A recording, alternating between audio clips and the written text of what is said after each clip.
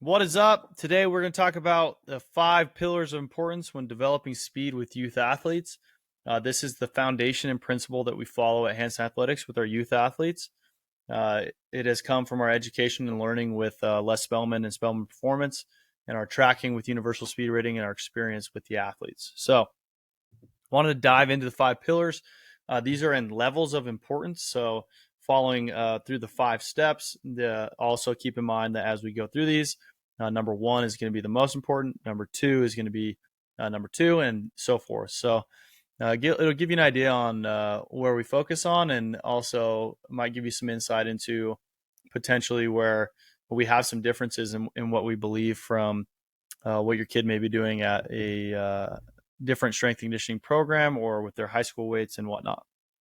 So, number 1 is always going to be sprinting, which sounds intuitive, but is often missed in programs. So, actually sprinting, getting athletes to where they're running full speed frequently, and pushing themselves on those runs. So, sprinting, that means short distances, fast as possible, with long rests in between, not conditioning. Biggest mistake we see a lot of times is people are not giving enough rest period for athletes, or running too far that they're actually not able to sprint. It's more of a conditioning piece, and that's not going to help develop speed.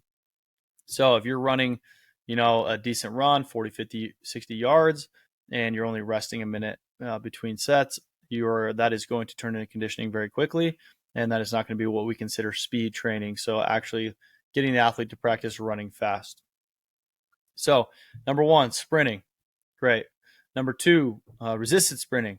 Now, sprinting with different loads, light loads, medium, heavy, and working different modalities based on what your goal is with the session, but giving athletes the opportunity to run under a little bit different load than just their body weight, and getting resisted sprinting in frequently. This is going to help develop strength and power needed for the ability to sprint quickly. And this is something you may see more frequently in programs. We don't always see it at the high school level, but something that is important and done at most private facilities. Where the nuances come in is what adaptations you're going for, what loads you're using based on body weight, and based on the athlete's ability to sprint and be powerful.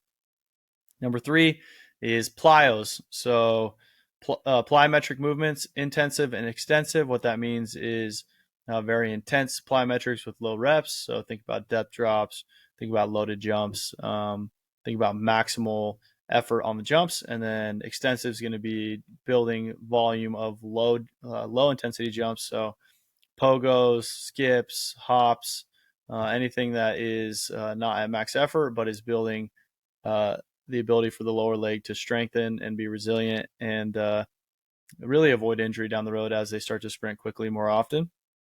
So building a good base of that. You can think about a comparison would be versus like a heavy 3-rep squat versus doing some goblet squats or lighter movements to build volume over time and allow the athlete to have the prerequisites to squat heavy, if you want to relate that back to sprinting. So plyos come in at number 3. We do those in every training session and to some sort of extent, and in every warm-up we do. Number 4 is going to be strength. So this is where a lot of you guys might see a different experience or different opinions. Is typically people will take strength and put it at number 1, and that's where a lot of people go wrong.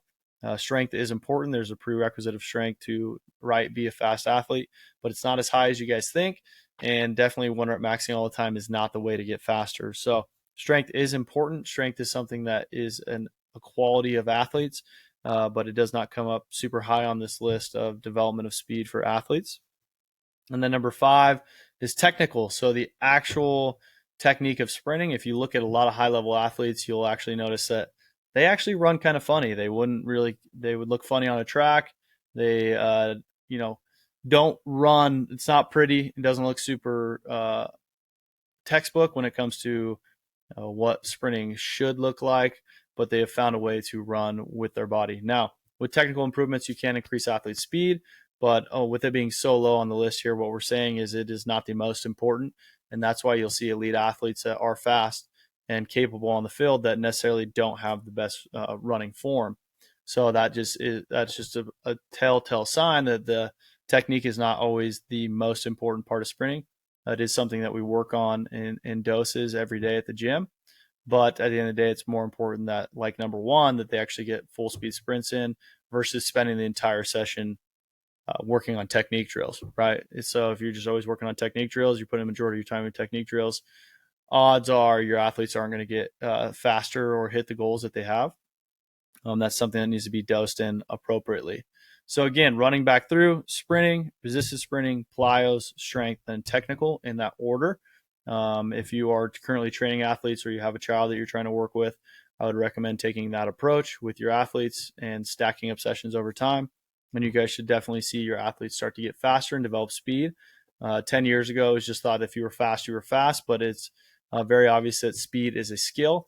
While there are genetic barriers to how fast you can be or body types and builds, everybody listening to this, that them or their athletes can definitely get faster than what they are today. It just comes down to having a good program, having good coaches, and understanding what adaptation you're trying to drive.